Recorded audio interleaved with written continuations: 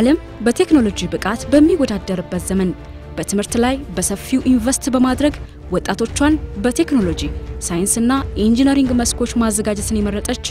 አፍሪካዊት ሀገር ኢትዮጵያ በየመስኩ በፍጥነት በመገስገስ ብቁ ተወዳዳሪ መሆን የጀመረች ባለተስፋ ሀገር ዓለማችን በማምረት አቅም ልዩነት ላይ የተመሰረተ ከባድ ፉክክር ታስተናግዳለች